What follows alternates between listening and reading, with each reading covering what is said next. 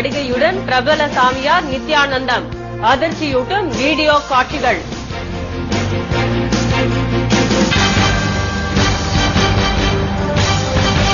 திட்டமிட்டபடி பெண்ணாகரம் இடைத்தேர்தல் புதன்கிழமை தொடங்குகிறது. வேட்புமனு தாக்கல்.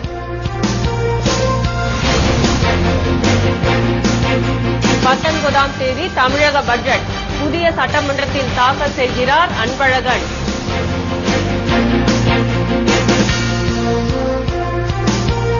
கல்கி ஆசிரமத்தை சூறையாடி தீ வைப்பு. பண மோசடி புகாரால் பக்தர்கள் ஆத்திரம்.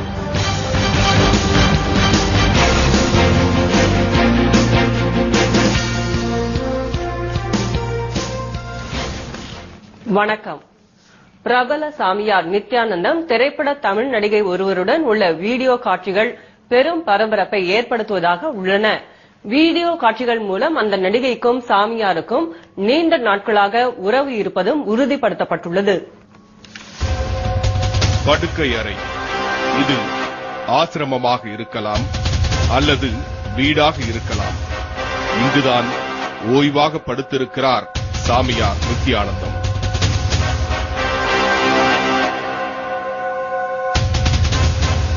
இவரை சந்திக்க வரும் இளம்பெண் தமிழ் திரைப்பட நடிகை. ஆர் என்ற ஆங்கில எழுத்தை பெயரின் முதல் எழுத்தாக கொண்டவர். சாமியாரோ தொலைக்காட்சியை பார்த்து ரசித்தபடி இருக்கிறார். அவருக்கு கால்களை பிடித்து விடுகிறார் நடிகை.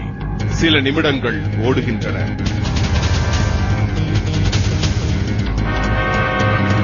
பின்னர் சாமியாரும் நடிகையும் தழுவிக் கொள்கின்றனர்.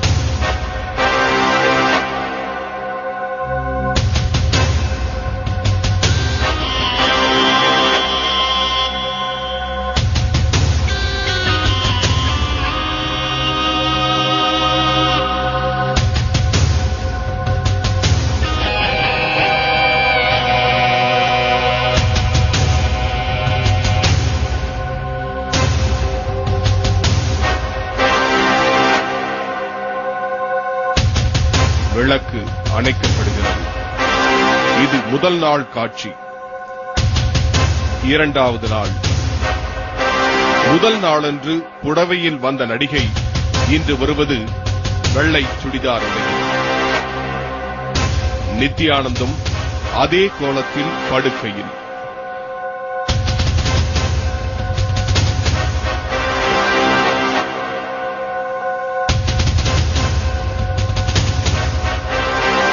நடிகை மாத்திரை ஒன்றை சாமியாருக்கு தர ஆயத்தமாகிறார்.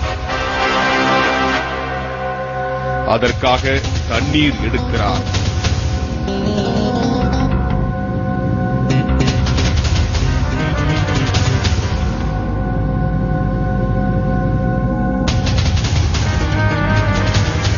அடுத்த காட்சியில் காபி போன்ற ஒன்றை நடிகை கலந்து கொடுக்கிறார்.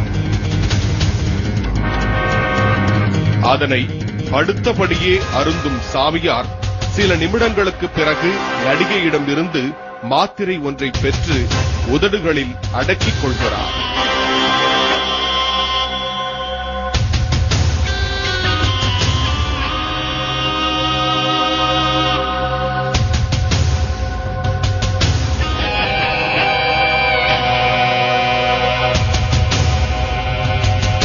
பின்னர் வழக்கமான நிகழ்வுகள்.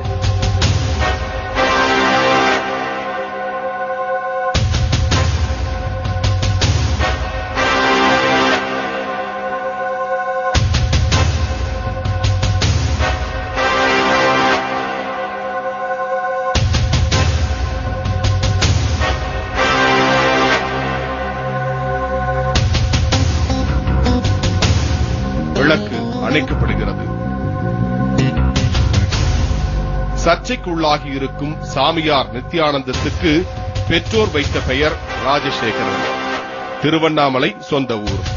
பெங்களூரு, திருவண்ணாமலை உட்பட பல இடங்களில் ஆசிரமம் வைத்துள்ளார். பிரசங்கம் செய்வதும் அருளுரை வழங்குவதும் நித்யானந்தத்தின் வேலைகள். வீடியோ காட்சிகளில் இருப்பது சாமியார் நித்யானந்தம் என்பதை பல முறை உறுதிப்படுத்திக் கொண்ட பின்னரே செய்திகளை வெளியிடுகிறது சன் நியூஸ்.